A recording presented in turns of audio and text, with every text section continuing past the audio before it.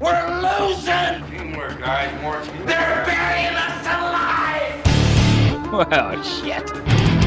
Jeez Louise. Honey, don't you want to beat those bastards?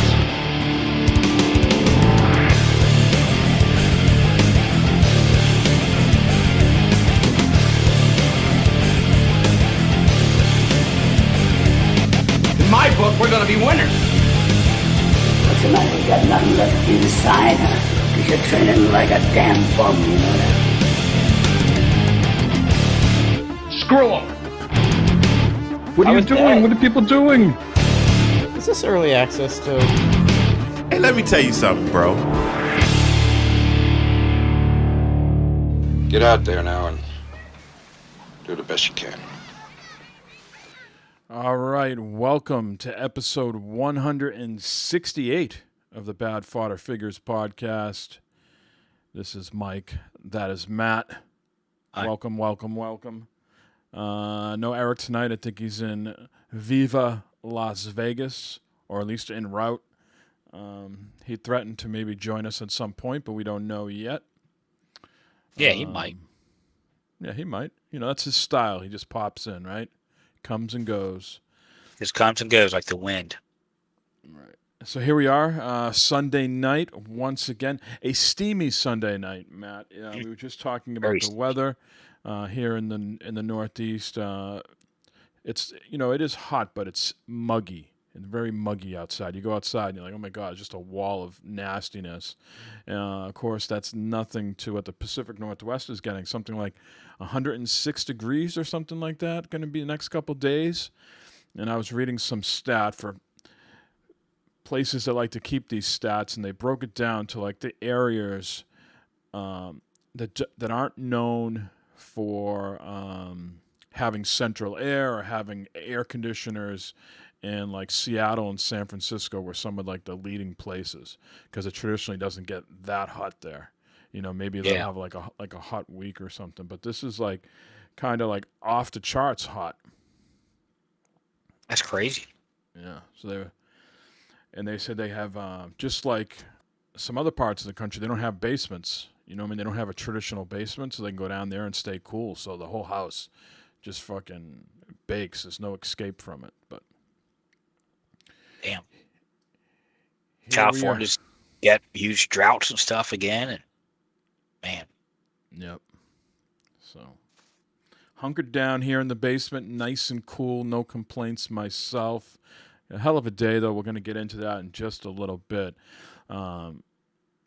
Now, Matt, as a civil engineer, and I don't want to make light of the situation at all because that's not my angle here. I really want to know from your interest as someone who's a civil engineer, is your interest piqued at all with the situation in Florida and the condominium? How does a thing like that, just, structure-wise, reading through the papers and stuff like that, they said there was warning signs that some sort of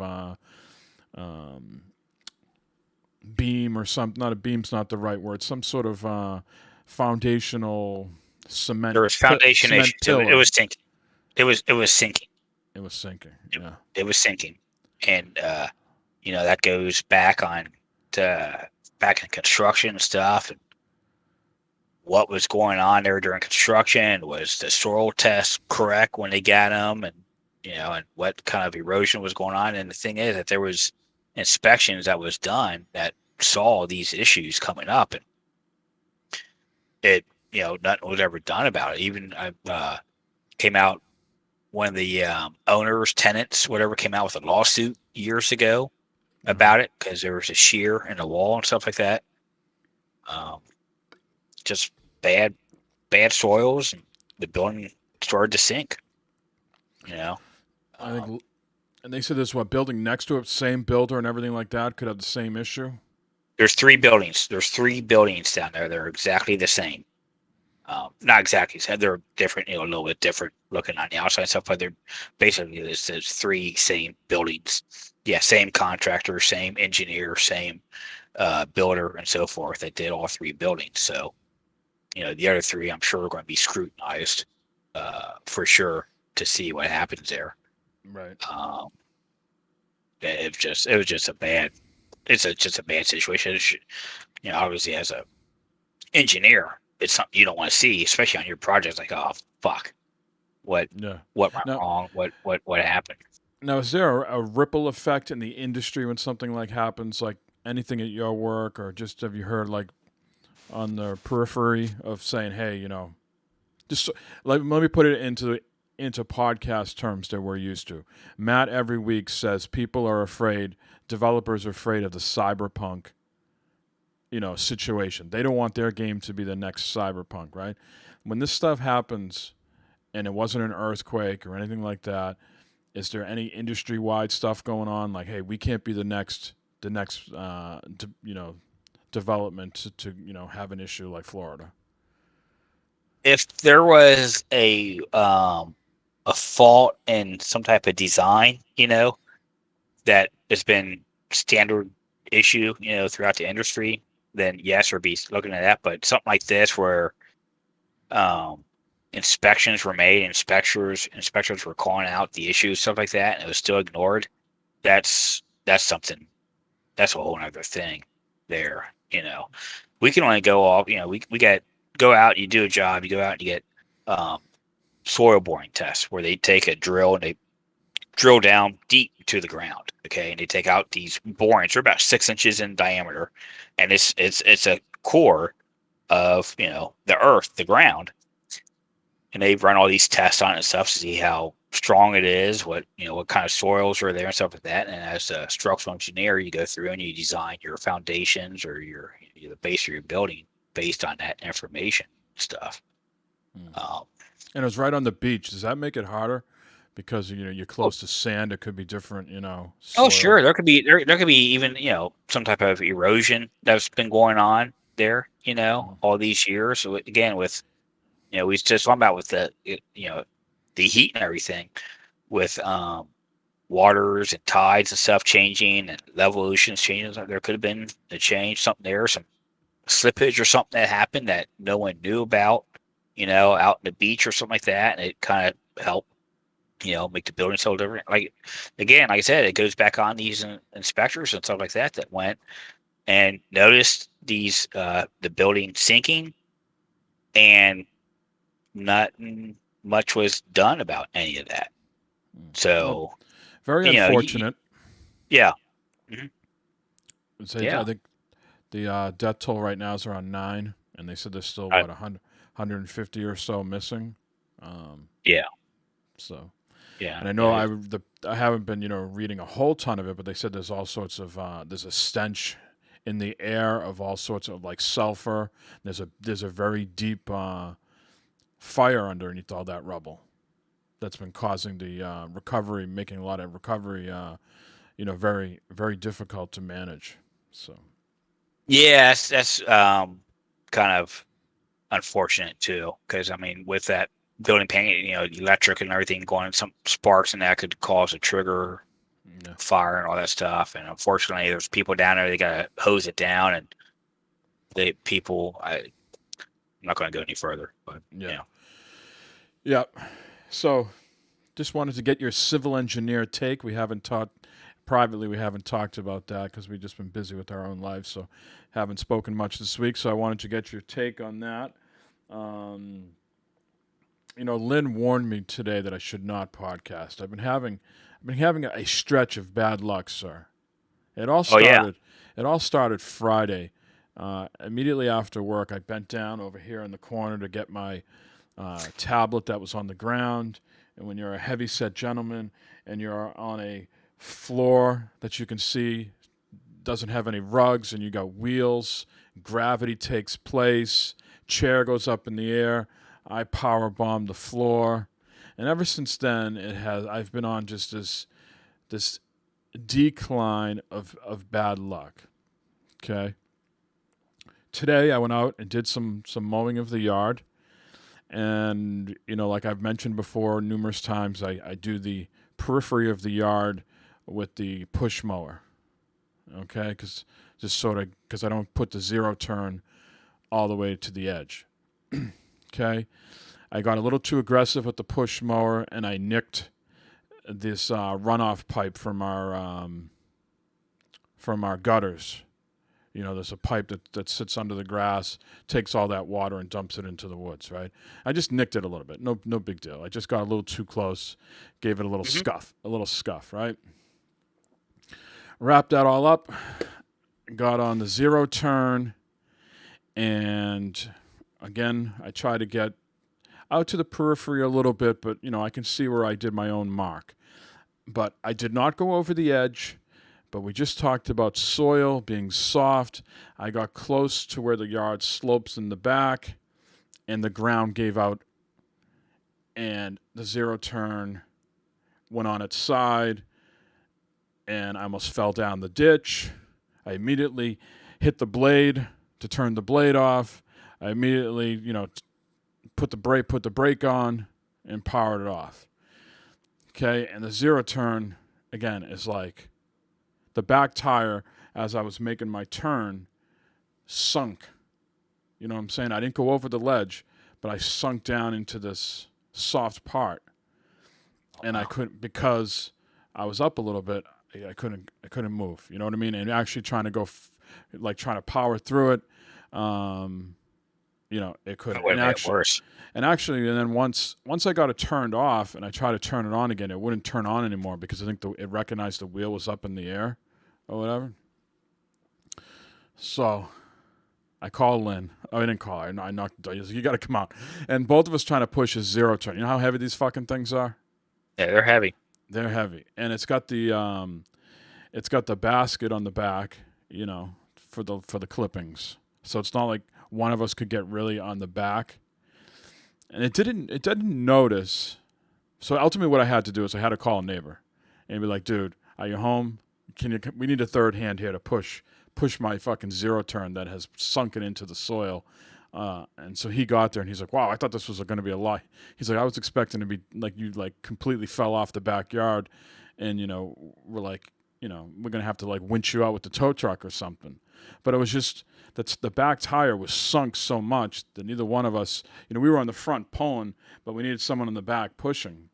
Now, what was it sunk in the turf or was it sunk? It was sunk. It was sunk in the turf. It was sunk like in the edge. So what happened is like I must have came around the front and like the front cleared the yard, but the back, the ass end must have dipped down. You know what I mean? And so the grass and then in the dirt. But he was saying, the guy that came over, he's like, there should be like something that you can pull out, like a peg or something that allows you to push. He's like, I got just a regular John Deere. He said that if you need to push your John Deere, you just pull this peg out and you can disengages the drive mechanism. Right. You can just push it. And there was actually a picture for that, but we couldn't figure out where the fucking thing was.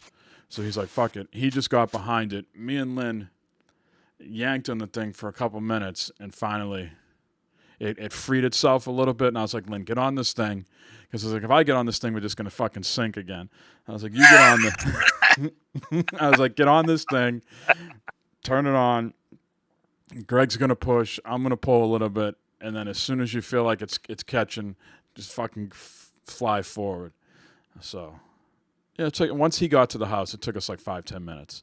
But I was in a state of panic because we're trying to pull, and all of a sudden it's like turning a little bit. Yes, I'm like, that thing's gonna go ass over tea kettle in the fucking woods. Then what do I got to do? Call a fucking tow truck company to winch that shit out?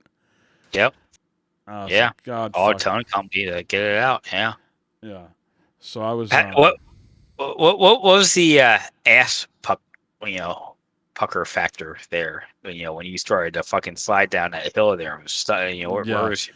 I mean, immediately my first thought was turn the fucking blade off because I was like, all of a sudden, if I go ass over tea kettle and that thing is spinning, I'll be done. I'll be done for. So immediately, just like boop, and like the guys, my buddy Greg showed up. He's like, I was expecting you to be in like the friggin' woods, man. He's like, I wasn't. He's like, this doesn't look so bad. I was like, yeah, I could tell when you were on the phone. You didn't sound so excited about coming over. I should move in next to you, Mike. Come over. I could come walk down the street with the beer. Get yourself a little predicament there, huh, Mike? Yeah. and we couldn't get any traction with the back tire, so we tried to go like we still got the stupid dumpster in the driveway, so we were looking for like maybe like cardboard that we could wedge under it or something like that, so when the tire started moving it would grab onto Oh something. yeah, 2x4s or something. There's some leftover wood or something. Yeah, you could. But the tire was just sunken down so much that it was just you couldn't get anything underneath it. So this is like a soft spot in your yard that you have to. I mean, No, you have to start watching out for. Or? The edge of my like this one part of my yard. Like I told you when I first bought this thing, and I was like, I've never fallen off a zero turn. He's like, I don't know what you're talking about. And I was always leery of this one part of the yard that slopes into the woods. And so now, fucking no more. Now I'm not even gonna come close to that thing. I'll just do the push mower around that part, and I'll just cut my hard turn way before that.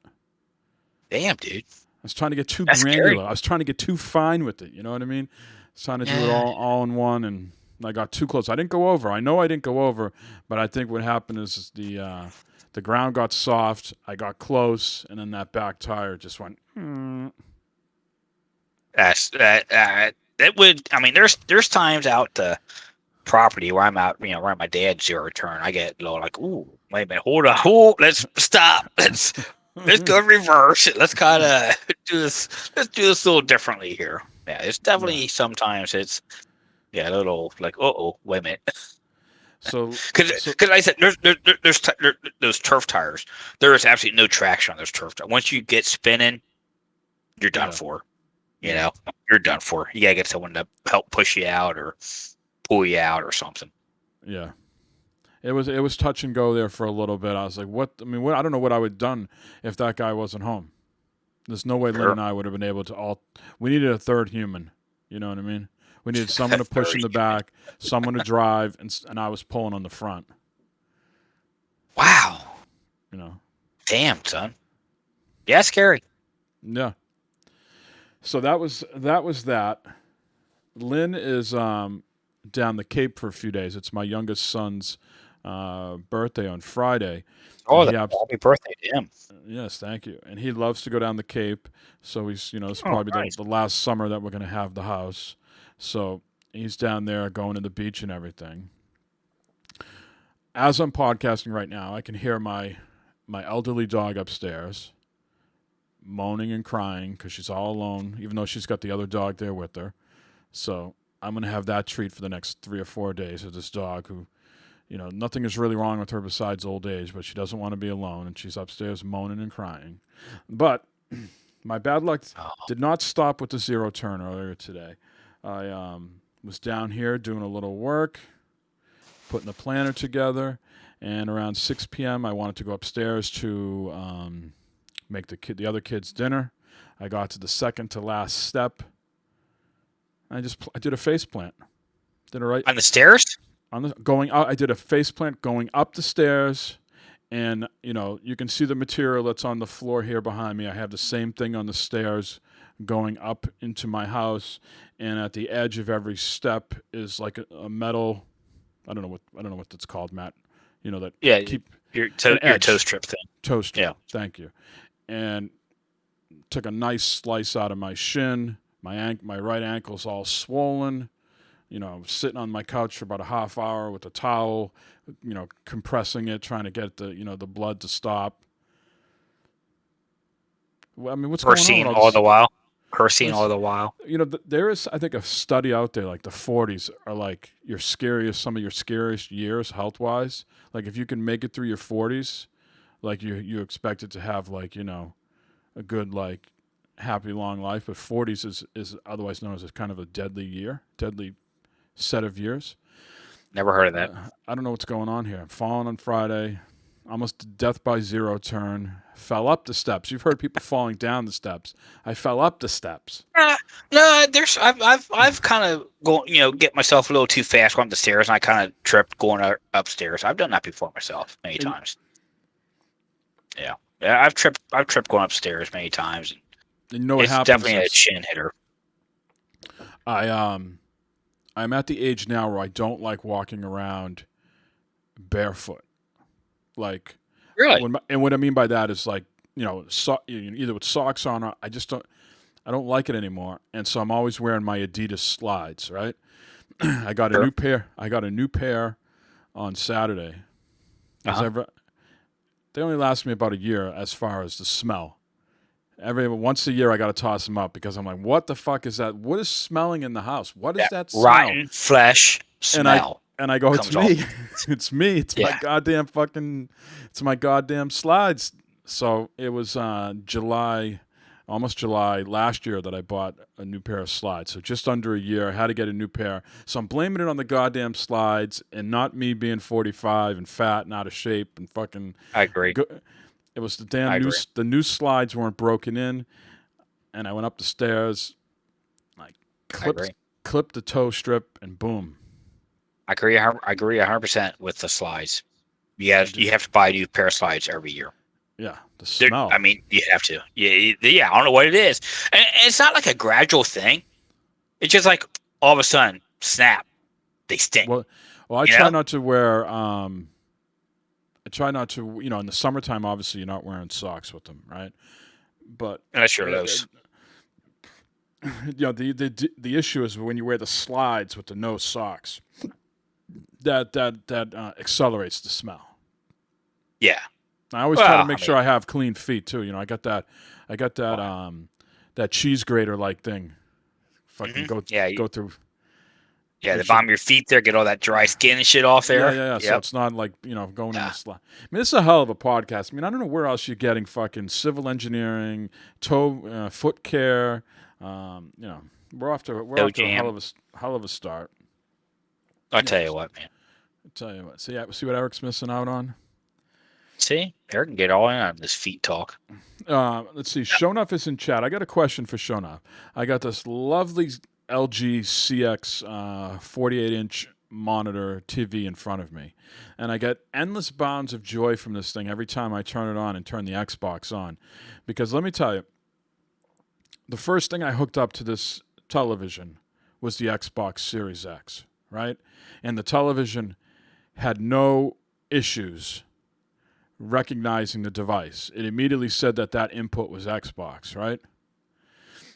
Now, when I hooked the PS5 up to it, it immediately knew that it was a PS5. But at the same time, it renamed the Xbox input PS5.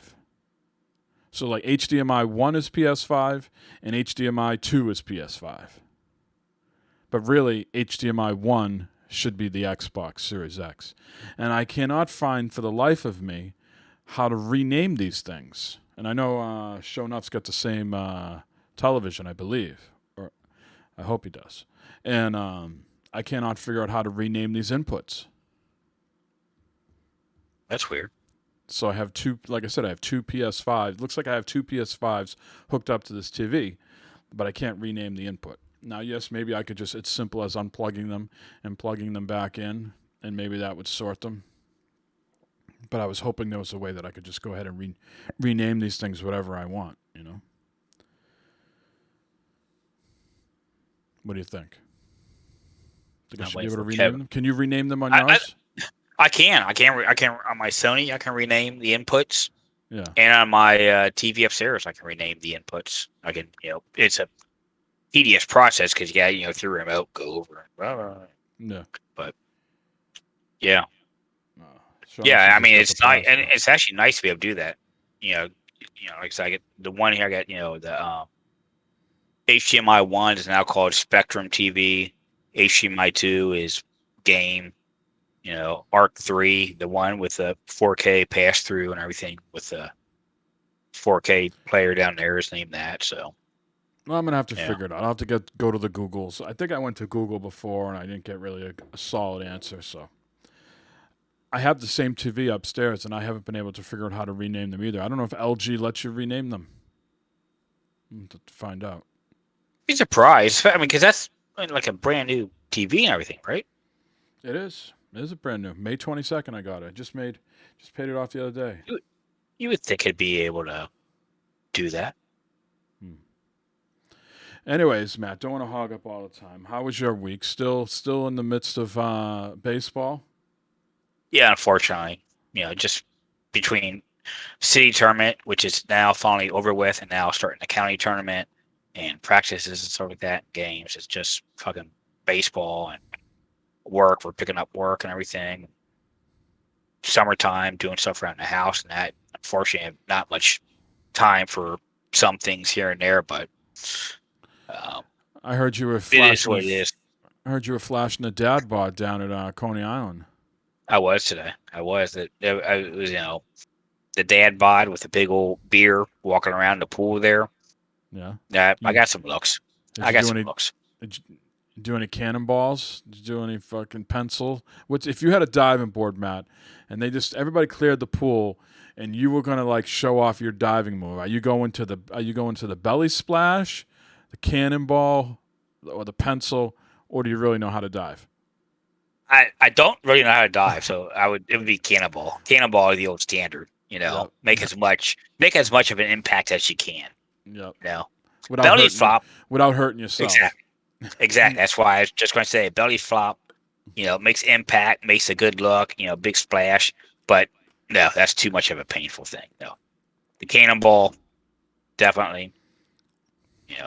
My dive is nothing graceful at all when I dive into the pool. That's for goddamn sure. There's it's not like this little bloop. Like the Olympic. It says waves and shit. Can you stay tucked, or are you like you try to do the cannonball, but you got legs going on everywhere and arms? In my mind, I think I'm tucked. You feel like you're. I feel like I'm a fucking bowling ball going to this thing. But in real life, if you're videotaping, it's like arms and legs and shit flailing around. And stuff happening. Yeah, no. The pool was very crowded today. Very crowded pool today. I think you've seen these jokes and stuff on Twitter and Facebook where people forgot how to act. Since the pandemic, and I agree 100%. People did not know how to act down there today. It was just mayhem. It was unfortunate. Goddamn travesty. I tell you what, dude, it was just mayhem down there. But the beer was cold and good. So bring your own, or they supply. You got to buy it from them. No, you got to buy. No, you can't bring any alcohol into the place. You got to buy it there. What are they charging you for beer? It was $7.50 for a big large tub of beer. $7.50 for a large. Speaking of beer, I was out this morning early with my dogs. Yeah. And they were walking back into the house, and the younger dog, you could tell something was going on. Something was happening. She was spooked, and all of a sudden, this other dog came flying out of nowhere, and it was my neighbor up the street's dog, Maya. And so eventually, the owner, the wife, came and got the dog, and we were talking to her, and they're getting ready to open up their brewery in end of July or August.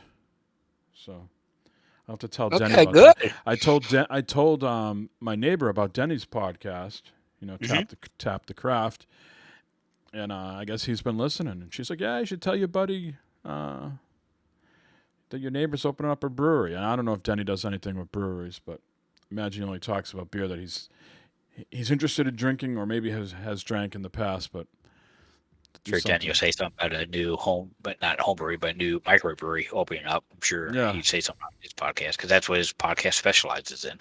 The Thirsty Robot is going to be the name of the brewery. Nice name. Yeah, nice name. Where's it at? How far away is it from you?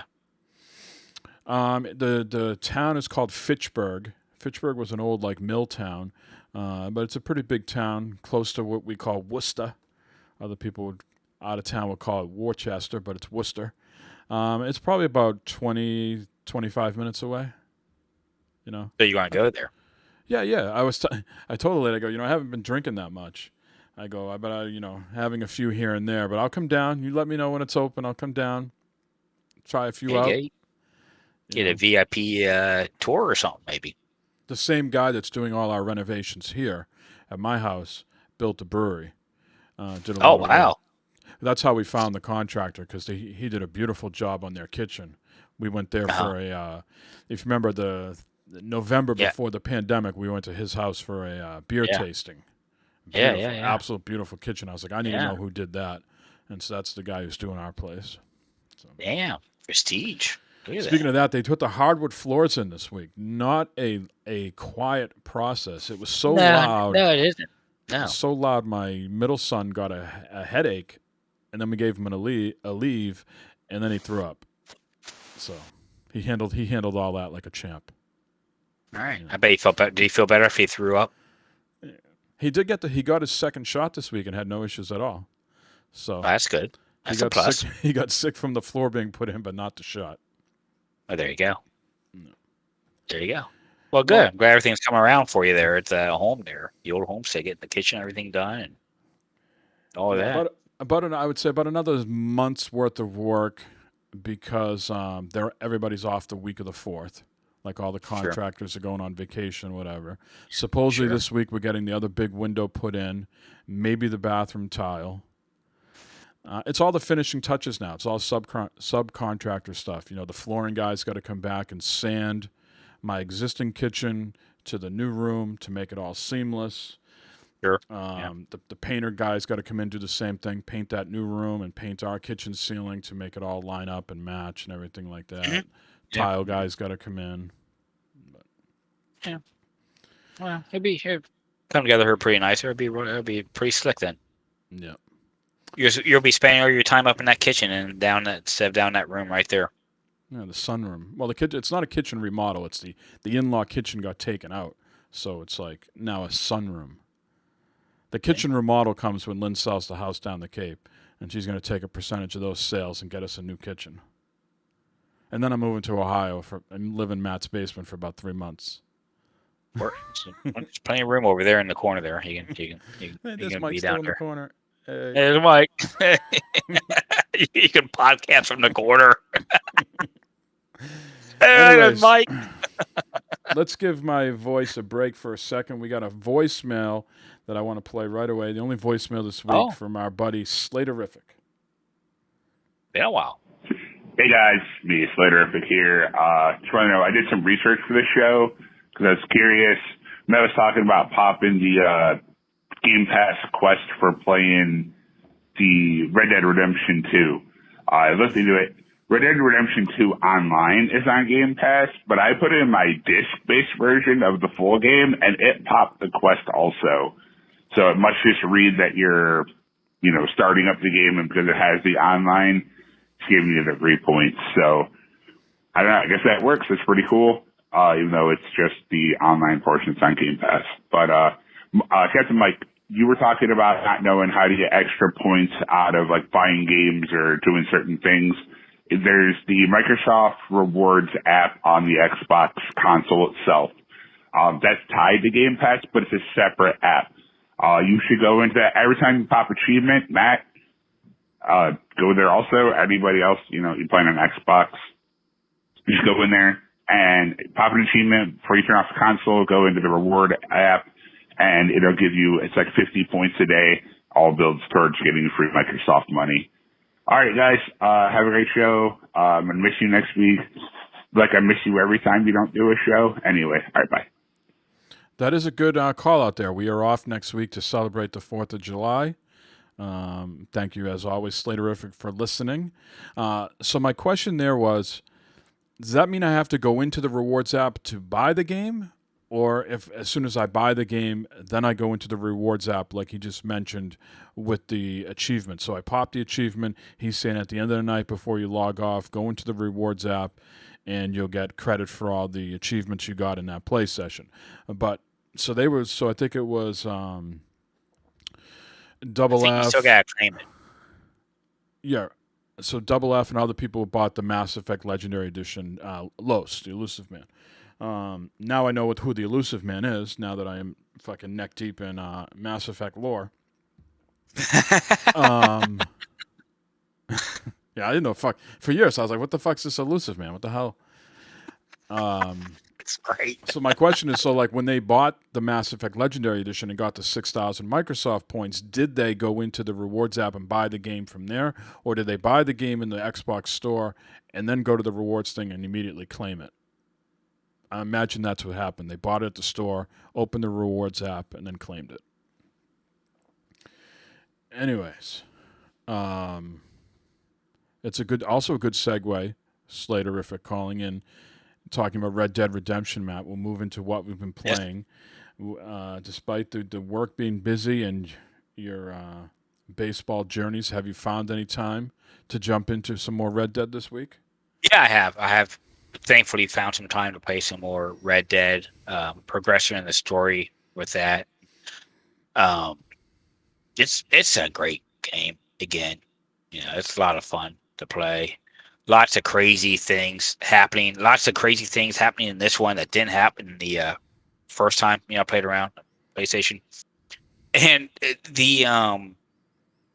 like I don't remember the first time playing it, having to keep eating all the time and having to keep resting and stuff to build, to get your stamina stuff back up. Like just like out of the blue, like Fallout 76, Mike. If you don't eat, your health starts going down. If you don't sleep, shit happens. I don't remember this being this bad playing it the first time through, but now, yeah, it's like, okay, you need to eat, you need to take care of your person, okay, you need to rest, you need to do this, do that to keep the health and everything good.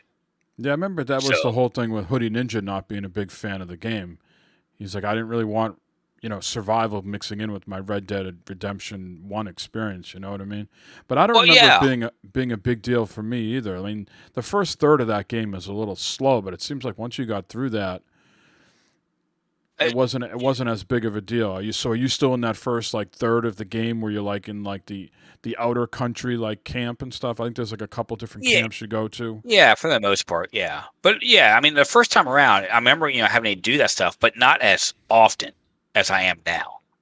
It does seem more tedious now than it was before. Because the first time, okay, yeah, every couple of days you got to eat some food or take a bath or whatever, But now it's like every hour or something like that. It's like, okay, hey, your health all of a sudden starts going down, comes up and says, hey, you need to eat, you're hungry, It's like, oh, fuck, what the hell? Is there a slider at all? Have they made any updates to this game where you can like say, hey, I don't want to have this type of experience. I'd rather not have it be this survivalish? That's a good question. I need to look in and see. I need to look in the settings and options and see what's what's there. Tweak that shit right out. Yeah, absolutely. Absolutely. Make it easy. I want that RDR classic. Speaking of easy, yeah. I could have. The memory is not what it was, Matt, but I could have sworn in the first Mass Effect game that if you started like struggling, the game would like. Is that Mass Effect or is that the MLB The Baseball? Those are the two games I played recently. What game is if you start like doing poorly, the game is it MLB Baseball that lowers the difficulty when you start doing bad or no? MLB does have a dynamic what do you call it? Dynamic difficulty thing. MLB does have that. You can turn on or off. I got it turned off on mine. Was it Mass Effect? As you start doing good, I don't know if Mass Effect. It's been so long since I played that. I don't know. I mean, I was playing the other day, and I couldn't remember how to throw the grenades, and I just had to go map them to something. But I was like fucking around with the settings, and I kicked it over to gameplay, and all of a sudden said I was in casual. Like, what the fuck am I in casual for? I mean, I always play everything normal. I never adjust the difficulty. I play everything out of the box normal. And for some reason, I was on casual. I was like, this felt a little fucking like shooting fish in the barrel here for a little bit. Hey, what the fuck's going on? I don't know. Maybe. And I was wondering, I was wondering if, I was dying a lot in the first Mass Effect, and I felt I can't remember if that game dropped your difficulty down when you started performing poorly, and then it just kept it there. Because you just play you play these games with the trilogy. You finish one, you go to the next one, and you just import your character, and you're on your way. You're not like going through like any sort of like setup screen. I can't say that it did. I can't remember. I don't think it did. No. But that brings up another good point here. About these trilogy games like Mass Effect and this Horizon New Zero Dawn for Forbidden West and stuff like that. Some of these other games where you got a sequel in that is your character at the end of say the first game is built up to this great super character. okay, with all these like powers and stuff. And then when the next game comes out, they're back at the beginning with nothing. Don't you think that person should still have some of those powers and shit? If it's a trilogy and if it's in line with, the game story and stuff. Well, I have not been paying super close attention to that, but I will tell you, it feels like in the trilogy games, you're not starting off at 0 and getting like, incremental like 2 points, 4 points. It seemed like you had a whole bucket of points to play with when you import your character. And I just set it to like fucking, the first game I was assigning the points myself. Games 2 and 3, I just been auto assigning them. So I felt like I started off 3 with a whole bunch of points. I mean, my character's at like level, I'm going to say I'm at level like 47 right now. And there's no way I started out at 0 on this game, like this Mass Effect 3. So I'm thinking that these trilogy, like you're saying, yeah, it doesn't make sense. And I think they accounted for it here at Mass Effect because my guy's definitely not coming over at 0, and he's got a whole bunch of skill points I can play with right away. Nice. Okay, cool. Now maybe they did that for the trilogy, like the special packaging, and maybe it wasn't like that when you played it through like organically before you had to wait all those years in between them. Yeah, I get what you're saying. Yeah, I'm like this. I just fought these like wars barehanded, all by myself. Took these tanks, these dinosaurs out and everything like this. And now here's the next game, and I got twigs and berries again and slingshots. Yeah. Just here's a new game, but your character's all back down to being a fucking loser again. It's like, wait a minute, what the fuck? I just spent the whole first game building him up. Now how did he go regress and go backwards? He or she put all their powers. They went to after the game was over. They went down to Florida. They went on a nice vacation. They put all their belongings on the beach. They slept. Maybe and all of a sudden they got Treasure Island out of there. Yeah, Treasure Island or something, they're falling asleep by the, peaceful sounds of the ocean. They woke up, all their powers, and swept out to the sea. That makes as much sense. It's a hell of a game. Someone out there has a game right now, and they need to figure out how to pick up Story 2. I got it for you, You went on a vacation, all your shit got swept away, and now Story 2 is all about getting it back. I can't wait till the next thing comes out, and there's like, the next Uncharted, Drake's down there in Florida, sleeping. All of a sudden he wakes up like, "Where's all my stuff? What happened to everything?" I was like, Mike said that. Now you wouldn't know if you didn't have anything if you didn't see anybody else with any weapons. How would you know you didn't have any weapons if you didn't see anybody else with weapons? See? Nice throwback to last week, but you're correct, sir. Too. You are correct. Like, how would you know? How would you know? How would you know if you had a small dick if no one told you? And then, speaking of small dicks, Borderlands 3. Played Borderlands 3. They got a big update came out this week. The Revenge of the Cartels is back. They raised the level cap, Mike, on the game. I don't know if you knew that or not, but we'll just take it out of the news. We'll take it out of the news story if you want. Oh yeah, there it is right there. Yeah, Crossplay Live. Yeah. They raised the level cap in that. So I'm playing that again, doing this Revenge of the Cartels because I missed it the first time it came around. And they have also now, which probably in the news, we can turn off, the events, so you can choose what event is active while you're playing. Right. So if you've missed any, they're not just out there in the ether. Now you can go back and play them whenever you want. Yeah, and even when the event is going on, like a Halloween time when they do the Captain Haunt thing, all the ghost heads are flying around, you can turn that off, even when it's going on. So that's really cool too. So that's nice, pretty cool. But yeah, playing that some more. They've made a lot of improvements to that game. They really have. I gotta jump back in. I think I did most of the DLC. I can't remember what I didn't do at the end. I bailed out once they put that sort of like it's not Dark Zone like the Division 2, but the same sort of premise. You got to go in and fight all these hordes and collect, and you earn all this gear, and then if you survive, you can take the gear with you, type deal. Oh yeah. I think that's when Yeah. I jumped out. I think that's when I stopped playing. And then I played one more thing. I downloaded onto the PC Forza Horizon 4. Playing on the PC. My old Xbox controller, since I bought a new one, I hooked up to the PC, and I played about 20 minutes of that. I was like, okay, that's enough. It got annoying. How did the Dell handle it? Great, fine, Yeah. perfect. Yeah, okay, look good to me. Look fine. Look great. Played great. Look great. Smooth. Tastes Look great. Smell Mike, great. I wouldn't know any better. Mike, playing, from playing anything else. So it looked good to me. Okay.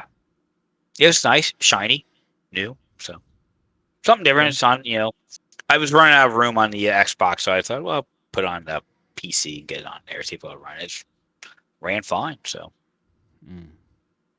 Looks like Show Enough Yeah. found the answer for me on my TV. I'll have to scope that answer out. There you go. In a little bit. Show Enough's the man. Maniac was hitting me up on Discord about some extended hard drive for the Xbox. Are you looking into that at all by being out of space? Yeah.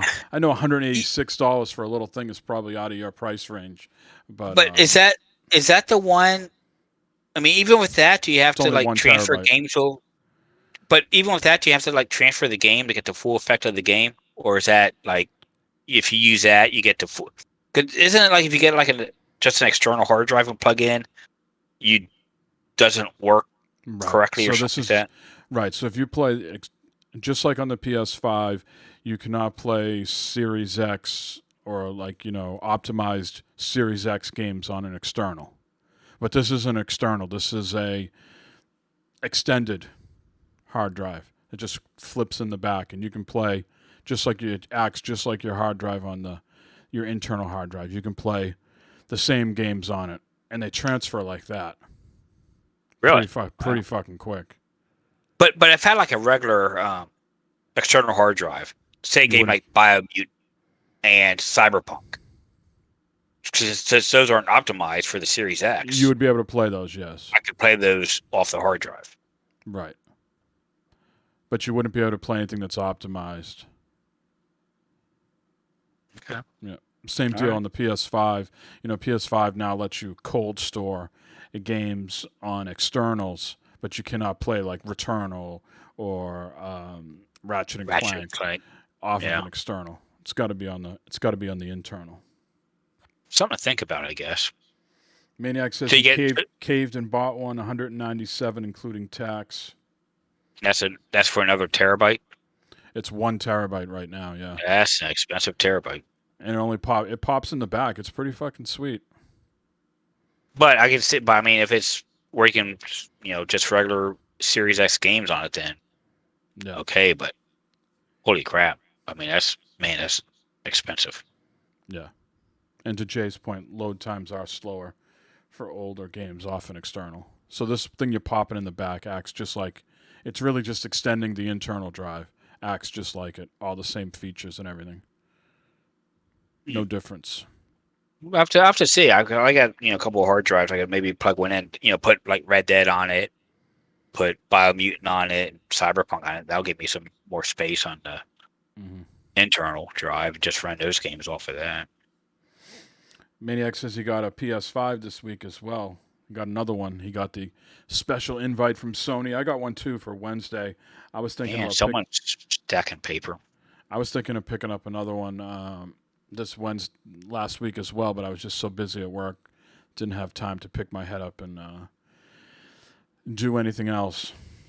So happy you got one, Jay. Anything else you did this week, Matt, gaming wise? That's pretty much it. That's pretty much it. That was enough for me. What about you? What have you been up to? Well, more Mass Effect, of course. I can't remember last week if I said I was finishing Mass Effect 2 or I already finished it. But regardless, I did finish Mass Effect 2. I am now on to Mass Effect 3. And, making very good progress in 3. 3 is a very good game.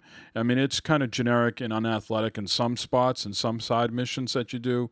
But when you're playing the priority missions and doing main quest type stuff. It's a very, very good game. The story is a lot more appealing to me this time.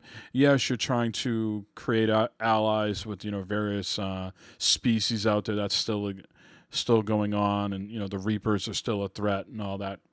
Yeah. But I'm at the point of the game now. I don't know if you can remember. I'm at the point now where I'm at the Citadel in the wards, and someone's trying to kill me. You know what I mean? I've been like, I'm not doing space. I'm on my sort of like week-long like dry dock. They're doing some work on the Normandy, and I'm just kicking back or whatever. But now someone's trying to kill me. Yeah. I don't know if you remember that. That's sort of where I'm at the game now. Yeah. Don't let them kill you. Yeah. Game's over then. I mean, I got some of the same characters are along for the ride again. But there's some new ones, like, where did like this like muscly like Spanish guy come from? He wasn't in like 1 or 2. He just like pops. Yeah. He just pops in at 3. There's a couple other characters you pick up along the way here that are different. So, and I didn't know that Chobot was in the game. I didn't know that Jessica Chobot was in the game. She's the reporter that's on the Normandy. Oh yeah. Yeah. I didn't realize she was in the whole game. Like, I can go see her all the time. You can actually, I'm not sure if you can romance her, but you can certainly flirt with her. That's it. You sure as hell trying, aren't you? You're trying, aren't you, man? I am trying, but I already told Liara that I want to spend the rest of my life with her. There's just not enough. There's just not enough action going on in this game. I'm expecting it to be like Cyberpunk, and I have to keep reminding myself that this game came out many, many years before Cyberpunk. I'm like, where's the action? What's going on here? Because years of doing this podcast and talking to people about Mass Effect, everybody's always talking about the romance, this, that, and the other thing. So I'm expecting it to be like happening like every couple hours, like on the hot and heavy. And either I'm playing the game wrong, or the people have oversold the action. Well, I mean, I think for back in the day when this came out, this was a big deal. Actually, be able to romance a player and maybe some like side half sex scene type of thing. Like you knew they was doing it, but they weren't. I mean, back in the day, this was like some cutting edge shit. Yeah, absolutely. 3 is a very good game. I'm enjoying it more than 2 and 1, obviously. And I didn't think 1 and 2 were bad games. They were just, you felt like you were playing something older, a snapshot in time. But 3 is a really good game. And we'll see where it goes from here. I mean, they throw a lot of shit at you. I felt like 2 had a better UI design and held your hand a little bit on like where you needed to go in certain missions. Yeah. I'm not sure if I'm enjoying, like, with 2, you have to scan the planets to get these like components for your ship. You had to get like the plutonium and stuff like that to power up your ship. And now it's like you got to scan planets to get artifacts, because other people, they might be like the artifacts could be used for some side missions and stuff. And I'm not sure how much I enjoy scanning the planets in 3, because if you scan them too much, then you attract the Reapers come. Yeah, just I don't know. I sort of like 2 better. As tedious as 2 could have been, like with the whole probes and everything, and scanning them that way, it doesn't seem to be as much fun with the Reaper. Cause, I mean, you're just like getting chased around this little planet. You could just like do like circles around the planet, and like these 3 Reapers are chasing you. It's kind of comedic at a certain point. Yeah, I think there was some. I don't know if it was 2 or 3. There was like a trick to it where you had to like as you're scanning the planet, like there was like a blip or something that would come up to kind of help guide you. Yeah. Then you could like stop, and then do it and start it up again before like the Reaper. Because like if you continue to do it, the Reapers come, but you could like stop and then go back in or something. I can't remember. Something to that effect, I think. Scar told me about it way back when. Okay. Yeah. I'm enjoying it though, for sure. I tell you what though, bumping it up onto the normal difficulty from casual, and again, I don't know why it was on casual. I am Big dying difference? now. I am dying now on normal. I had this one scene, where you're somewhere trying to cure the genophage, right? And you got like this big reaper that's attacking you, and there's the reaper and the thresher maw battle, and I kept on getting killed by the friggin' reapers dropping these like baddies on me. And I finally figured out like the baddies will just continually be dropped, and you just got to run past them and ring the hammer to alert the thresher maw to the fight. I was like, what the fuck? I keep dying by these damn things. What are you going to do? But I am enjoying it. I am, as much as I am enjoying it, I am looking forward to finishing it so I can get on to the Biomutant, so I can get on to Ratchet and Clank and some of these other games that I've been putting on hold. But I am enjoying the ride so far with 3. Man, that's great, man. That's awesome. Last Wednesday, we had game night. We were just all sitting around hanging out, and I didn't want to play Mass Effect because I didn't want to miss out on the dialogue. So I fired up Dark Alliance, the new D&D game that's on Game Pass, that everybody was shitting on universally last week. You know, I was looking forward to it because I have no D&D sort of background or anything like that. The same with me. So I was like, I'll just give this a try. And everybody universally was, hating it. It was widely panned by most of the critics. I got to tell you what, playing it solo, it wasn't bad. I mean, it wasn't the greatest game, but it wasn't bad. I wasn't encountering anything like bugs or anything, janky happening. A little generic here and there with the green orcs, Huh? Sure. Some of it was generic, but it was, hack and slash, mindless fun, what a video game should be at some time. And I don't know any of the characters. I was playing as the Drizzt. Is that how you pronounce it? Drizzit or Drizzt? Sounds good to me. Not sure what the correct pronunciation, but he's sort of like the Garrett-looking dude with the 2 swords. Okay. I heard the game does go sideways a little bit when you try to do online play. I know some people maybe talking about doing a game night. Certainly we're willing to give that a try, but I'm hearing that maybe the net code is when this thing can go sideways a little bit. So we'll have to see about that. But I thought it was a good looking game. I wouldn't say like AAA gorgeous, but the next rung below that, decent looking game. A lot of work went into it for sure. Wasn't just slapped together with some Bobo graphics. Like when you go to the grocery store, Matt, and you pick up your Bobo sneakers. It wasn't like the Bobo graphics going on there. It did look good. It looked good. Yeah. So you're going to keep up with it, try play some more? It would be a good Wednesday night game thing to do. I'm not sure how much I would go in solo. Yeah. I mean, when I'm done with Mass Effect 3, I'm moving on to Ratchet and Clank and Biomutant. But Sure. I see Shownuff in chat saying tried to play online, couldn't connect with friends, and yeah, that's what I'm hearing is the online is not that great.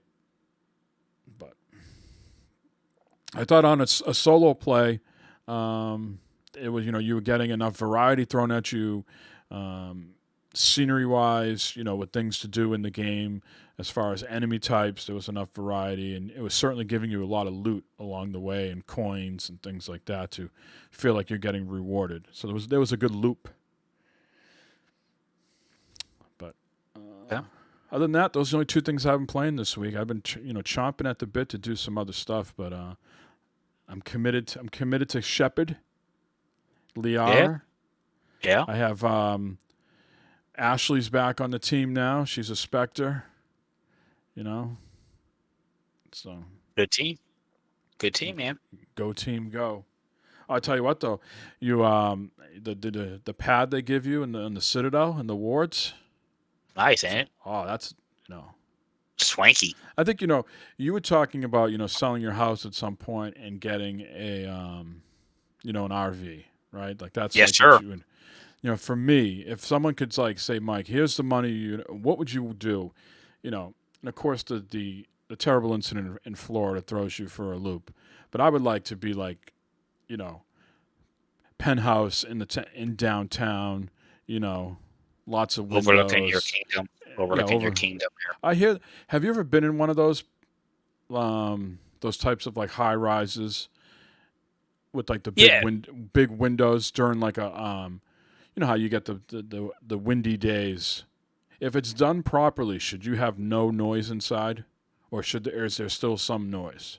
You'll probably get a little bit still. It depends on how much you pay, how much, the construction and everything like that. I mean, it all, you get what you pay for type of thing. And it's not like one It of those things varies. it's not one of those things you can say, oh, I just want to get new windows put in, because you're getting the windows that come. Everybody's got the same windows, right? Everyone's got the same thing. Everyone's got the Yeah. same thing. So you're not going to be able to get anything. I want the triple different pane, like that. please. I want to have Yeah. my windows popped out and put the some Anderson triple pane, please. We did when we went to Atlantic City years ago.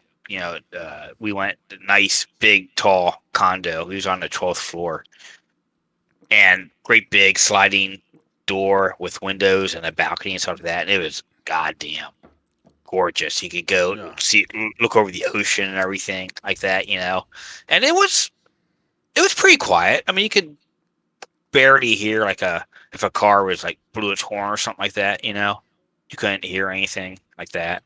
Yeah. I would just have to buy the whole building, though. That would be the problem.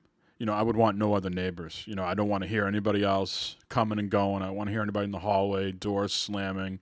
I don't want to be, I don't want to have my Amazon. I'm a very, I do a lot of shopping on Amazon, man. I can't have my dildos out fucking side, being fucking smacked around by fucking, fucking out in the lobby and everybody kicking around my sex toys. What the fuck, man? What the fuck's this, man? What the fuck's Mike getting now? Yeah. Everything Mike gets is fucking vibrates. Exactly. Yeah, you can't. I can't have my packages just all getting slapped around in the lobby. People thumbing through my packages. That's got to be a big adjustment going from a house like that into like a condo that where you're like sharing. Yeah. Shit, you have to. I don't know. Your mail stuff's not like delivered. You gotta go downstairs to get your mail and. No, weird. I'm all set. All set.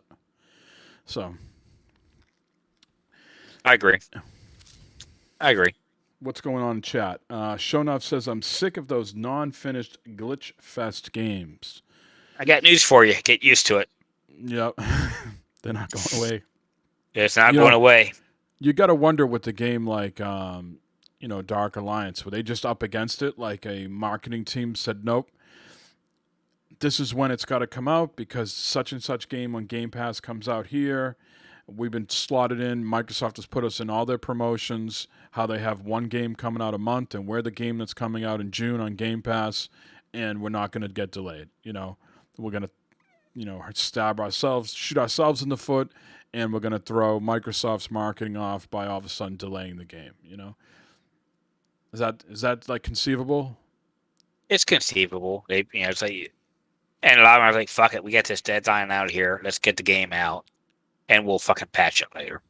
I mean, that's the truth of it right there. It's like, fuck it, here it is. The game's going out. We already spent all this money in marketing and stuff, and say it's going to come out this time. Get it out. We'll fucking put a patch out a month or two later. I mean, they spent a shit ton of that game. Spent a shit ton of money on marketing. It seemed like every influencer under the sun got some sort of special package with like s'mores and like an Xbox custom controller. I'm sure your guy Goth got a package like that too. No, he didn't. No, he doesn't get stuff like that. No. Nope. Everybody nope, last week got the Space Jam controllers. I saw like Paris and like Gary Witter and all them got like 3 Space Jam controllers sent to them. Yeah, no, I think Goth. I think he declines a lot of that shit because he doesn't want to be like, okay, you want to give me this stuff. They expect something in return. Like all of a sudden, like he doesn't all of a sudden want to play Space Jam. Yep. I'm going to give you these 3 things, and then you're going to have to at least talk about the game. But he did get a Series X from Uncle Phil. He did get one of those. Yeah, that's probably with his deal with Mixer. When that all went under. But besides that, he doesn't get except take too much stuff because he doesn't want to be influenced by it. He doesn't want to be able to not feel like he can give an honest review because he'll shit on the game. If it sucks and it's bad, he's like, fuck, this game sucks. Don't buy it. Speaking of gods, we're at the 1-year anniversary of Twitch banning Dr. Disrespect. Still haven't heard. Can you believe that? Still haven't heard. I don't think we're. Yeah, I'm really surprised at that. I really am really surprised that nothing's come out as to why or what or what's going on. I mean, there's some really good, tight-lipped people there. There must be some serious repercussions if someone leaks something. Lawyers out the ass are waiting. You think he got a payout with that? You think that's why? Maybe because maybe he got some type of payout or something. They just, I mean, there's all types of speculation out there what it could have been. I haven't followed it closely in months. I haven't watched him. I probably haven't watched him in 6, 7 months, 8 months more. Just don't have time at work. I'm just head down at work. Don't have time. Sure. It's nothing he's done that's like turned me off to watching him. I don't watch anybody. I don't watch any streamers anymore. Well, I mean, Goth is mostly background for me. I'm working on this screen here. He's playing on this second screen here. It's mainly background noise. Just kind of listening to what he's saying. Talking every once in a while. I'll look over, something happens like that, but it's just background for the most part. Let's see. Shona says, I'm looking forward to that Space Jam game, like a retro brawler look. Yeah, for sure. It looked like a fun game, mindless. Some of the controllers look okay. They're going to be for sale, I think, next week. The Space Jam Xbox controllers. Speaking of controllers real quick, Mike. Yeah.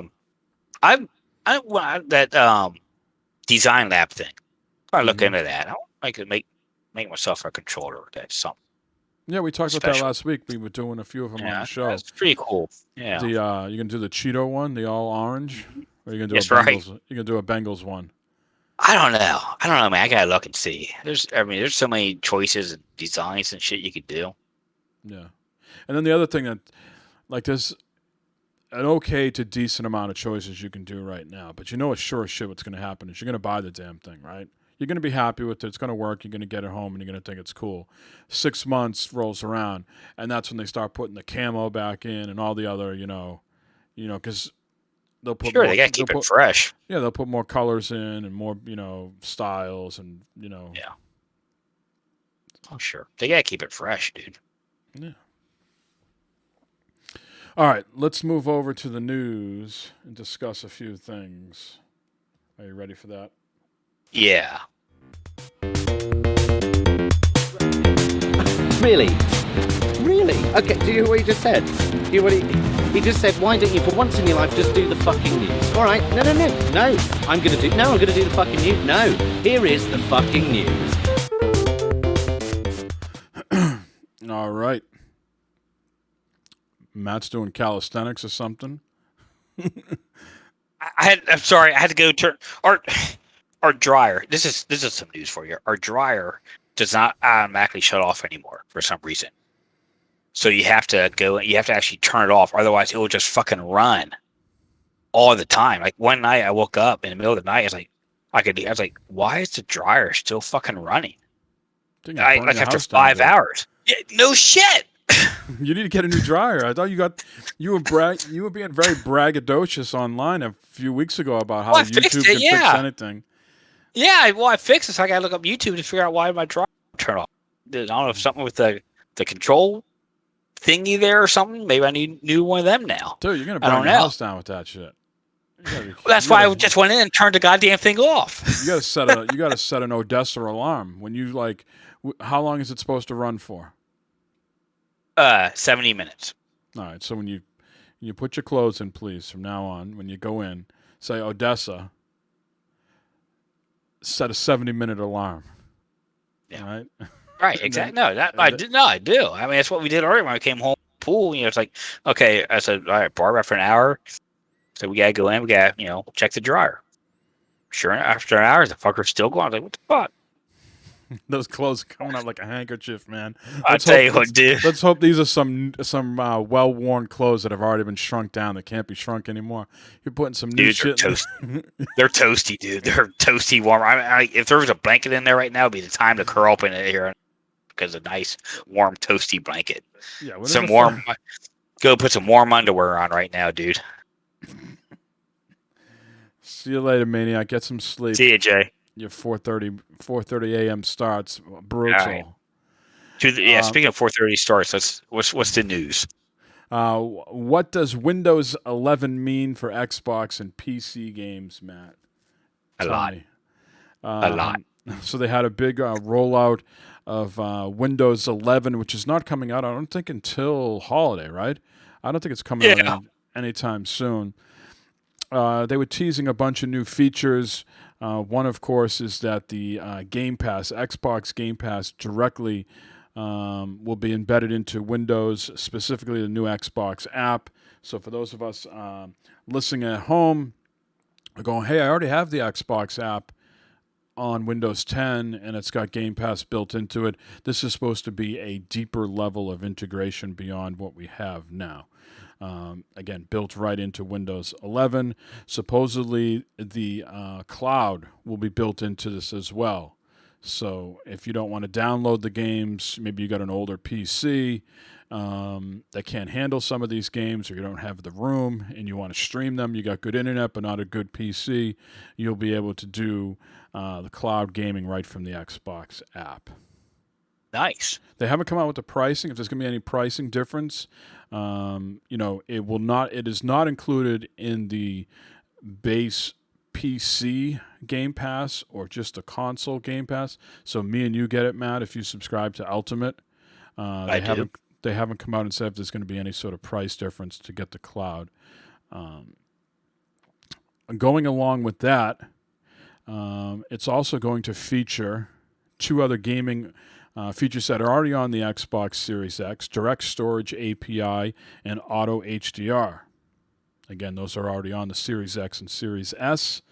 Auto HDR launched on PC and Windows Insider already. I guess Windows 10 handles it a little wonky, so they're hoping by the time Windows 11 comes out that it will act better, because there's over 1,000 games that will take advantage of HDR. Now, of course, you got to have an HDR display, capable display. Otherwise, you won't get the HDR. But it's always a good feeling. I'm not sure how you feel about this, Matt. You pop in a new game, you're excited to play it. You feel like you got all the bells and whistles, and a little HDR sign comes up in the upper right-hand corner. It's like, boop, you know you're playing on the latest and greatest. As for the Direct Storage API, Microsoft introduced that to the Xbox Series X as well. That's the whole Velocity architecture, the input-output system that's in the Xbox Series X and S, and that is also coming to Windows 11, which makes games load faster, everything of the like. So they say PC gaming is a big deal for Windows 11. We'll see. And they did confirm this week that Windows 11 is a free upgrade. Yeah, that's pretty cool. I mean, we're all on Windows 10. Yeah. I don't know how if it's a free upgrade if you're like still rocking like Windows 7. If you haven't fired up your PC in a number of years and it's got like XP on there or Windows 7 or some shit. I don't know if you can just jump to 11 for free, but for those of us on 10, you can jump to 11 at no cost. When XP was Vista after XP? I can't remember. And Windows 8 and 9, right? Or they skipped 9, right? They skipped it. They skipped 9. There was no 9. Went to 10. 8 to 10. 8 to 10. Yeah. Yeah. I guess Skype's being retired. Everything's going to Teams. Yeah, that was pretty much a given. All right, next news story here. Phil Spencer says that Xbox and 343 are committed to holiday 2021 for Halo Infinite. Of course, when we had our E3 show, we were like, this is very odd that they're willing to give you the date for Starfield in 2022, but they're not willing to give you a date for Halo in 2021. So Phil goes on and says, we know kind of our range in the 3 to 4 week range. We don't have yet the exact day. There's some other things with some other game timing that we're trying to look at. We'll have better clarity over the summer, but this isn't a month's thing. This is just down to a few weeks. Now, he goes on to address what we just talked about. Well, how come Starfield has a date and Infinite doesn't? He said, instead of picking this date and having it to move it by a week, which at this point would feel like a fail, We don't want to do that. Let's wait until we're really solid on what date that is. But the team is very committed to holiday. We feel good about that. So don't you worry, Matt. When it's cozy season and the heat's just kicking on for the first time come November and you're thinking about Thanksgiving and maybe old St. Nick, you're going to have some Halo to cozy up to. Be able to play some Halo to play with it. My cozy season. Mm-hmm. It's not cozy season, right? It is not cozy season right now unless you huddle up by that goddamn dryer. Yeah. Oh, you get some warm socks and underwear at that dryer right now. You'd be all cozy. You should put all that shit on and then go run outside in the 90-degree weather. See what happens. Jesus Christ, be like my own built-in sauna type of thing. I was telling my boss the other day about the story I've told before where I was playing high school football and this big muscly guy, decided to play his senior year. He was like kind of like the steroid era type guy. He was a gym guy, but you could tell he had some added help along the way, pharmaceutical type help or whatever. And he pulled like a groin muscle or like a hamstring or something. He lathered him, so he took a big old scoop of that atomic bomb and put it all over his inner thighs and shit like that. And then we were going out into the field to run calisthenics. You've never seen a kid take off his fucking uniform that fast. He was just running out there with just his girdle on, just the fucking shit that holds you tailbone and hip pads in. And he was just running around with that. Oh my God, my legs are burning. They're burning so bad. Because he starts sweating, that shit starts leaking and building up. Got into his balls. Oh no! Fire. The atomic bomb. No! Oh no! Matt, we know you've been on the hunt for new monitors. You've been looking for a while. I'm always looking for a new monitor. Well, now we're gonna have designed for Xbox monitors and televisions. Perfect. The new design, the headset that you have is designed for Xbox, right? We won't bring that up. I'm not gonna bring that up. I can already see already how well this is going to work out for a fucking monitor. But Microsoft, simple fucking headset, a simple controller. Positivity, Matt. Positivity. Focus. Remember what they've been telling you at weekly at the doctor. Positivity. I'm positive it's going to be fucked up. So, of course, if you were going to buy a TV this week, right, someone gave you a chunk of change, what are you looking for? You want to make sure it's what? It's got HDMI 2.1. 4K, HDR, a high refresh rate. Yep, that can play the high refresh rate while being in 4K at the same time, right? Yeah. A lot of TVs can be played with a high refresh rate if you go in and dip them down to 1080p, but you want to be able to play with the 4K resolution and the high refresh rate all at the same time. Okay, so that's what you're looking for. These designed for Xbox televisions that are coming out, and monitors are supposed to be like that. So Philips, Asus, and Acer are making some of the first monitors to have the gaming features for Xbox sticker supplied on the box, all of which are sporting HDMI 2.1. Philips will be bringing out a 55-inch television this summer with a built-in soundbar, which will support AMD FreeSync for reduced screen tearing and 4K resolution at 120 hertz. Asus is releasing a monitor with a whopping 43-inch screen size, Matt. While Acer is focusing on a desk-sized 28-inch monitor. Both are due out later in the year and are also equipped with VRR, which is variable refresh rate, via AMD FreeSync, HDR, and have 1 millisecond response times on top of supporting 4K resolution at 120 hertz.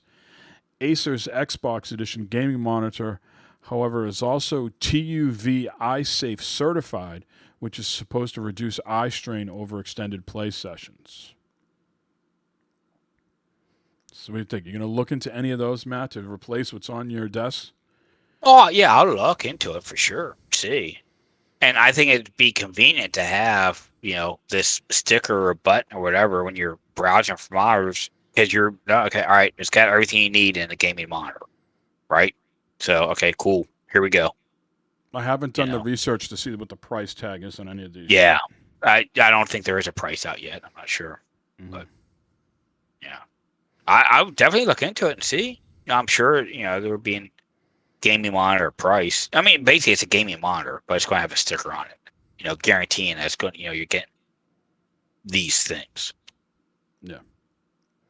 So Philips is a strange one to me. I don't think of Philips anymore as like televisions. I guess they, I've never had a Philips television myself. yeah, Certainly, me neither. certainly Asus and Acer. I'm familiar with those brands. Yeah. But Philips is a little odd choice here for me. We just talked about this a little while ago, but we'll go back to it. Borderlands 3 crossplay is live, with the exception of PlayStation. So this week, a large update went out which adds crossplay, increases the level cap, and brings a few quality of life changes and improvements. So it looks like if you were going to level cap, you can go up to 72 now. So it upped the level cap by 7 spots. So like Yes, I sir. said, you can go to 72. Crossplay is between consoles, PC, Mac, and Stadia, with the exception of PS4 and PS5. No one has come out yet to say why, but the speculation is that Sony charges more for adding this feature, and that 2K didn't want to pay that price. Should be disappointing to the fucking gamer, Another big part of the update is the ability to play previous seasonal events. Previously, these free events were only accessible in-game for a limited time.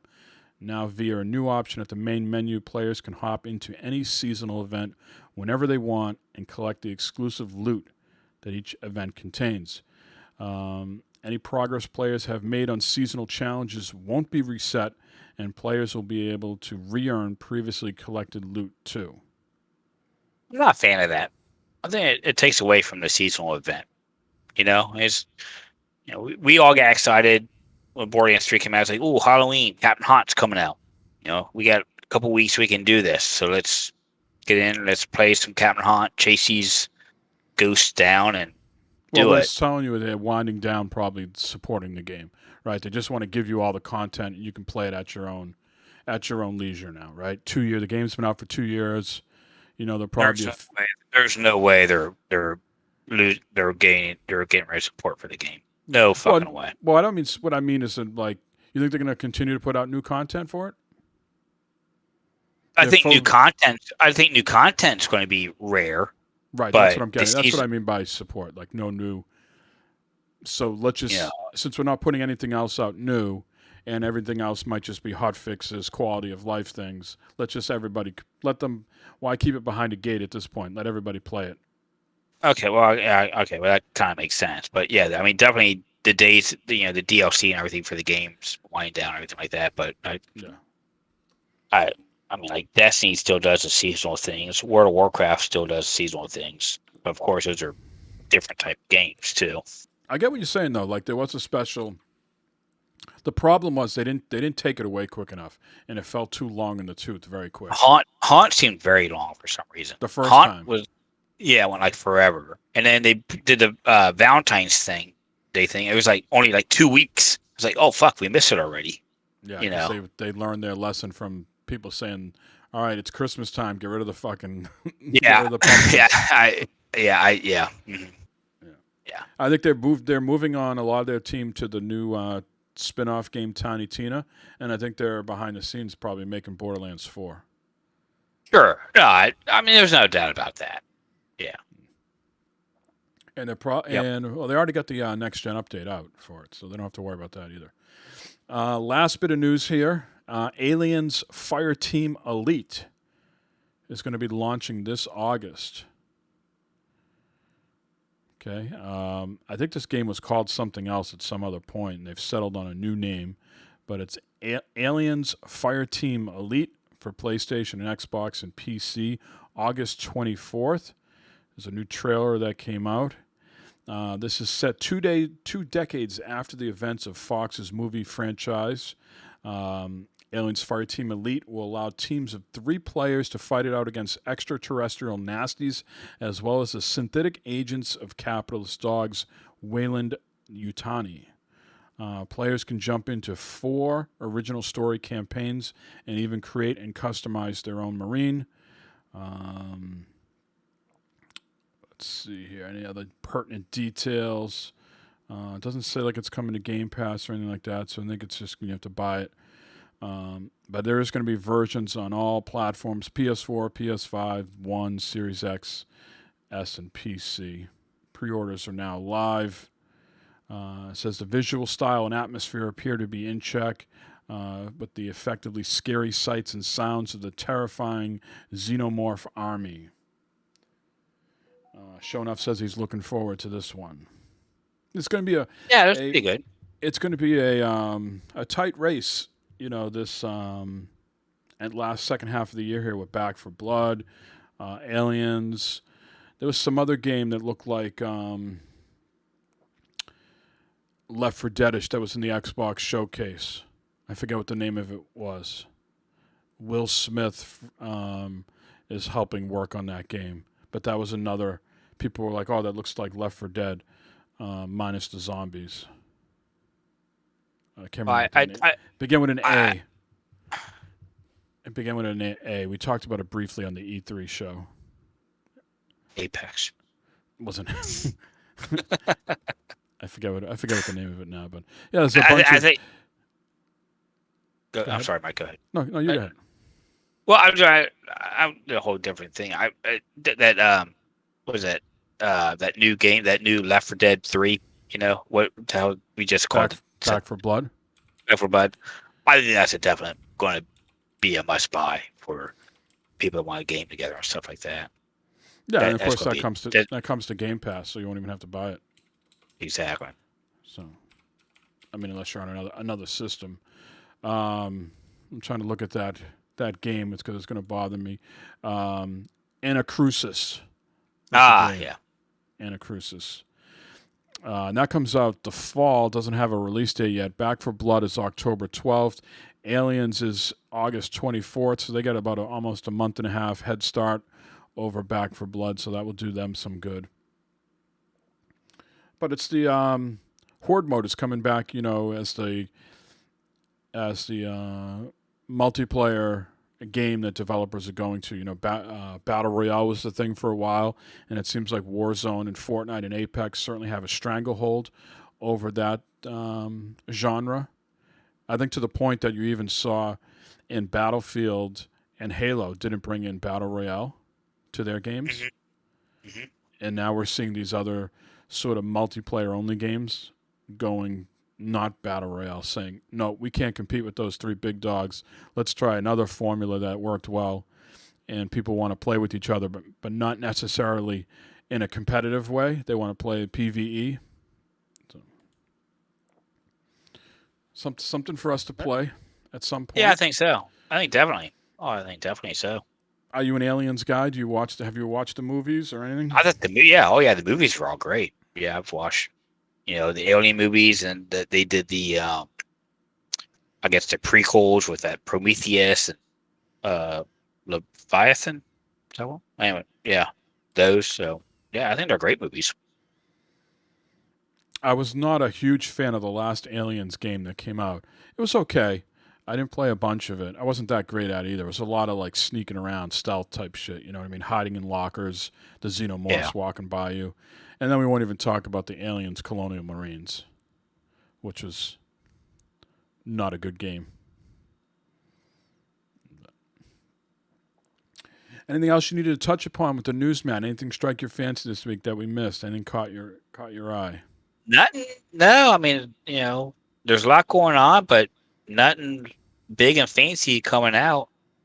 Nothing that's come across my mind that I saw. And with the fourth coming up this week, not really anything new is coming out for a little bit.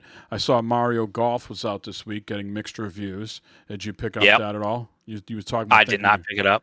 No, I did not. No. I know Shonuff, if he's still in chat, he tweeted out a picture of him. He picked up Mario Golf, and he picked up that Scarlet Nexus. Curious if any of those are good. I know people have been playing Mario Golf on Twitch and stuff. It seems like it's certainly a how would you say, competent golf game. You know what I mean? Maybe it's lacking a little bit here and there, but it's a competent golf game. I mean, it's their version of everybody's golf. Right. A little more. Obviously it's cartoonish and that, but it's still a very accurate, good golf game. It can be played as a simulation game, but there's other modes you can play. A speed mode and all that stuff that you can play with it. So it's a good little game for people to game. Shonoff says Scarlet Nexus is very good. I've been looking at Nice. that. I'm not into a whole much into anime or JRPGs or whatever, but the combat looks intriguing. It looks like a beautiful game too. The art style looks really compelling. I just wonder if I got it, if I'd be able to sit through all that dialogue. Those games love their dialogue, Matt. Love their dialogue. A lot of talking. Well, Shonoff says he hasn't tried Mario Golf yet. Okay. Other than that, I think we're ready to wrap her up. We're about an hour and a half in. I think so. No Eric this week, so hope he's putting it. Is he putting it all in red or all in black, or is that too obvious? He's putting it all in red, or a little bit of both with his glove box gaming colors. Right? He's got a red controller with a black background. Mike, he might be putting it all in pink. Pink. Why is that? Stink the pink. Sink the pink. There we go. I do it constantly. Constantly, bro. Yeah, hopefully he's got his mother-in-law in the suite next door. Hopefully he's keeping it to a dull roar.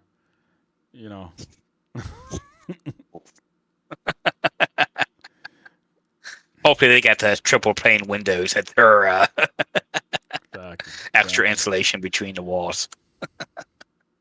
I always wonder if my kids, what the hell they think.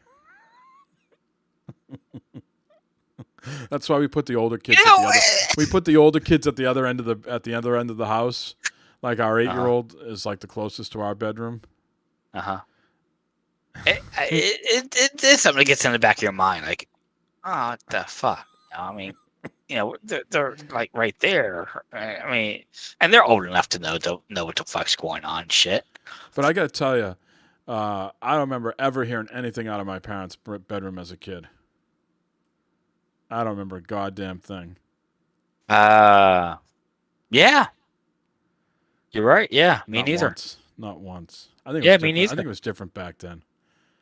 Fuck, my father's parents slept in separate beds in the same room for at least like the last 20 or 30 years of their life. To be honest with you, they'll be like the whole thing, like, marriage till death do us part, but they were not like, romantically involved like the last 20, 30 years of their life. To be honest with you, Mike, there's some nights where I wish I had my own fucking bed. It gets hot in there sometimes, It does sometimes. Yeah. It's especially with stealing covers and shit. 5 hours undies you're gonna put on. Yeah, my speaking of toasty pajamas, yeah, I'm ready.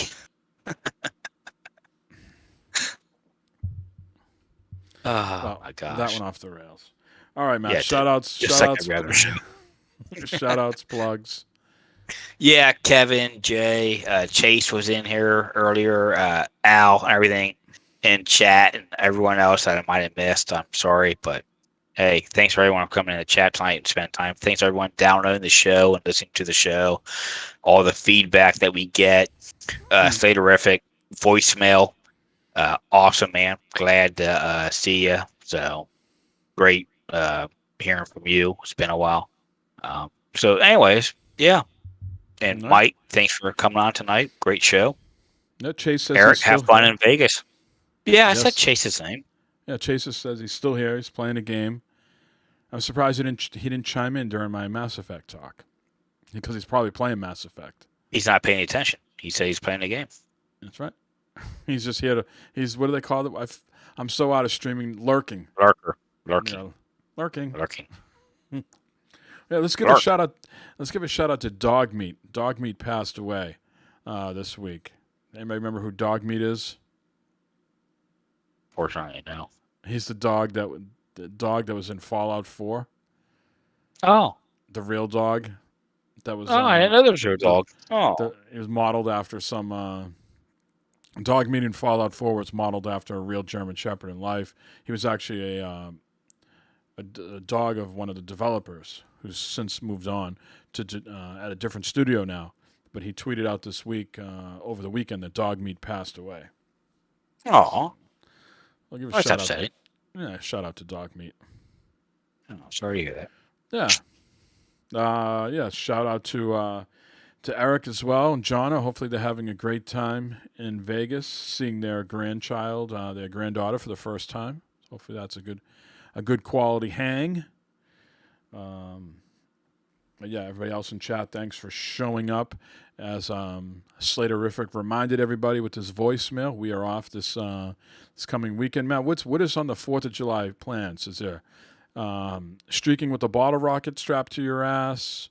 We going down the cul-de-sac, like burning donuts in the cul-de-sac with some, Roman candles. What's going on? What type of festive? Are people just going to be cutting loose in the cul-de-sac because all sorts of, COVID, measures have been lifted somewhat? It's like the Wild West again here, Mike. It's like the Wild West here. It's a little bit of everything's going to be happening. I'm going Saturday after my nephew's house, my family and stuff like that. Hang out there, have a barbecue night. Sunday, I'll probably be at home here myself. Sunday, Barb's got work Saturday night, July 4th. So I'm going to, I think that Sunday, July 4th, I do believe I'm going to be smoking some ribs or something. I don't know. I had my parents over for a birthday party / barbecue. My father drives me up the wall. He doesn't have any condiments on his meat. Just a hot dog, hamburger, straight up. Just the bun and the meat, nothing else, right? And it's got to be like it's got to be like a hockey puck, or he won't eat it. He won't eat it. I got these nice pearl hot dogs, not the skinny like Dodger dog pearl version. I got the real fat. And it's got the skin on it. You know what I mean? So it's a nice snap in your butt. I snap to it. He had like a half a fucking hot dog. Who comes to a barbecue, to your son's barbecue, and he's like making food for you, and you eat just like a fucking half of a hot dog? You say why or anything? No, I'm done asking why. I'm done. I don't understand that. I mean, hot dogs. I mean, eat a whole fucking hot dog. Mike, how do you like your hot dog done? Cooked. Like, I don't like it burnt, obviously. Yeah. I mean, I tend to cook it, and I tend to slice put the lines in it. You know what I mean? I don't understand that either. Well, that's how I can tell when they're cooked. That's how I tell when they're kind of like ready, like they're like puff out a little. You know what I mean? Yeah. I mean, these things come pre-cooked anyways, right? I mean, unless you're talking about the raw hot dogs, like Ballpark Franks or something like that. But like these pearl things come with the casing. They're almost they're all pre-cooked. They're all pre-cooked hot dogs. Okay, you're warming them up on the grill. All right. Yeah. But I mean, there's something like charcoal black. No. That's just. I turned my back. No way. There 2 seconds today. I went into the house to make the kids the sides for the stuff I was putting on the grill today. We could do another whole show on grills. I got a fucking grill that looks nice, but it's not that great. I can adjust the flame on this grill from low to high, and it doesn't fucking change it at all. It's just flat out it's supposedly heats in the back, it's supposed to be where the flame would be in the back and the front. It only fucking has ever lit up in the front. Shit I put in the back never gets as cooked as the shit in the front. And I turned my back for 2 seconds to cut up some vegetables to put on their plates. I go outside, my sausage patties. I didn't have this regular sausage. I got sausage patties instead of, like a hamburger patty. It's fucking burnt to shit. I was that was at the point I came very close to texting you, Matt. You know what? I've had a shit day. Almost got killed by the zero turn. I fell up the flight of stairs, and now I burnt my sausage patties. I'm going to fucking bed. You know, I came, I came this close to saying, you know what, that was the trifecta, and screw you, everybody. But here I am. Well, I'm glad you came to your senses show tonight, but Yeah, grilling. I mean, grill. You gotta. Propane grills, gas grills. I mean, they can be temperamental because you got your hot zones, you got your cold zones, all this other bullshit. That and you gotta be watching. Like I know my grill out there. I know that where if I got all my burners going, where it's actually going to be hotter and cooler. Even though everything's on high, it's just something because they're all different. They're all Now you don't cook your shit on I don't cook my shit on high because I want it to take time to like cook. Like there's a theory like, okay, do I put a hamburger on high and it just cooks it like as fast as possible and I'm getting it done faster, or is it better to cook it on medium so it like doesn't burn real quick and the inside gets cooked? You know what I mean? It depends what you're cooking. Like big old steak. Me personally, big old steak. There's a couple of ways you can do it. I do where I sear that sumbitch on both sides. Okay, I get as hot as I can get it, and I sear that sumbitch on both sides. Sear in the juices and that, sear in the flavor, and then I put it off to the side for a minute or two, a couple of minutes to get the inside, a little bit done. But you get that nice crust, that nice sear on the outside of it, not burnt, but nice crust. Now hamburgers, a little bit of a slower process. A little bit, put them on like a medium heat or something like that. And you're sitting there. You sit them on one side for a couple of sides, and when the juices start to come out, you flip it over, and the juices start coming clear. It's done. Once some juices are clear, pull them off. I got some nice burgers for him, and I thought he was going to have a burger. Then he said he was going to have a hot dog, but he didn't tell me that until I was done cooking. These are some nice burgers, but I had to cook them so well for him that they were like silver dollars by the time I was done. The fuckers like shrinked up into like little silver dollars, and they were fucking burnt to shit because he only eats a hockey puck. Yeah, that's too done for me. I like a little pink in my burgers. I like pink in I like my steaks. Medium, rare, medium, rare. Chicken. I like my chicken a little bit on the drier side, but we got pork. Robo in chat. Good to see him around. He says, I have a buddy grossed out by mustard and ketchup. Does the same. Well, I did that as a little kid, I didn't like much mustard and ketchup. But as a grown-ass adult, you can't just be eating bread and the meat. What the fuck's going on here? Yeah, it's kind of, I mean, unless you like your meat on the more tender side, and then you have some of the natural juices that are built into it. You know what I mean? There you go. Right. If it's tender, yeah. But my dad does not like that, so he's eating literally like fucking fucking burnt fucking hamburger and bun. And there's no washing it back. Nothing. Like if you like made a mistake and like put something on it, he had to scrape it off. Like you never seen a 75-year-old man like with a hissy fit. You know what I mean? Wow. There's no like, I can't eat this. Pushes it away. Can't have this. Damn. Now I still get when I grill burgers. There's sometimes where I just want the simple burger, just a simple cheeseburger, with maybe some mustard, ketchup, and mayonnaise on it, or just a plain, just a cheeseburger. But I've got the juices still in the burger in it. And sometimes I want the whole gamut. With the lettuce, tomato, onion. No. All the condiments on it. I mean, it just depends what food I'm in. I said it before, I'm a lazy eater, so I very rarely go with the lettuce, the tomato, the onion, I'm just, put the cheese on, got my nice honey mustard and ketchup, and I'm good to go. But having nothing, not even cheese, is fucking bizarre. Anyways, I agree. I didn't mean to extend the podcast. That was the cooking portion of the show. And now it's like almost 11 o'clock at night, and I want a goddamn hamburger. Yeah, me too. So we'll see you all in 2 weeks. What does that put us at, Matt? What is the date of that? That must be the 11th? July 11th, I think. Right. I don't know. Yeah. The People 4th is figure it out. actually, yeah, the 4th is actually on a Sunday, so we won't be here. So July 11th, we will be back with 169. This has been 168. Thanks again for everybody hanging out. We'll see you in a few weeks. Be safe. Don't run your dryer for 5 hours like Uncle Matt. Please, Matt, get that fixed because we want you to be back for 169. All right? Until then, we'll talk to you all later.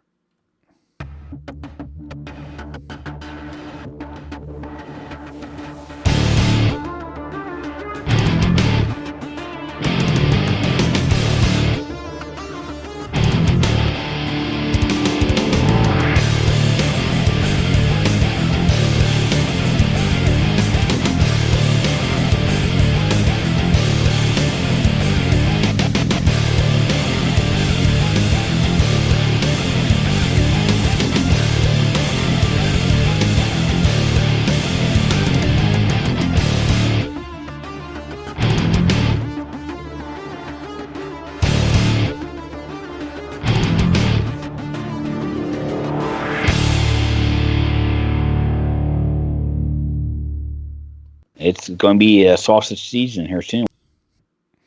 All right, everybody. Don't forget to cook your sausages. See you later.